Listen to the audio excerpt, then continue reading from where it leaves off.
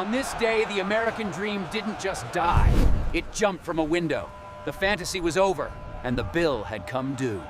The 1920s had been a 10-year party. Jazz, illegal booze, and the stock market. Everyone was in on it.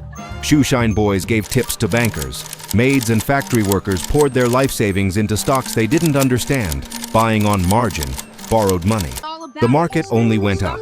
It was a fantasy, a skyscraper built on a cloud. But on Black Thursday, just 5 days earlier, the cloud had vanished. The market stumbled. A group of powerful bankers, led by JP Morgan's top man, stepped in. They bought up stocks, a public show of force. The papers called them saviors. The fix was in. Or so they thought. They were wrong. The fix didn't hold. The weekend gave millions of investors time to think and to fear.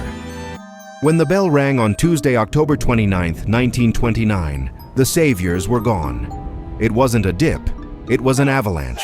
16 million shares were dumped in a single day. The selling was so fast, the ticker tape, the very symbol of their wealth, couldn't keep up. It ran hours behind, printing a tombstone of numbers from a battle that was already lost. Bankers and brokers who were millionaires at breakfast were penniless by lunch. The margin calls came. The system had collapsed. There was no floor. There was only down. On October 29, 1929, the party was over. The music stopped. Black Tuesday didn't just wipe out $14 billion in a single day, more money than the United States had spent in all of World War I.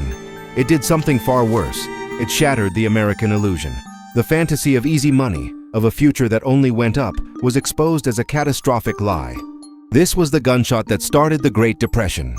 The roaring, jazz-fueled 20s fell silent, replaced by the shuffle of bread lines snaking around cold city blocks, the gaunt faces in soup kitchens, and the howl of dust storms turning the heartland to desert.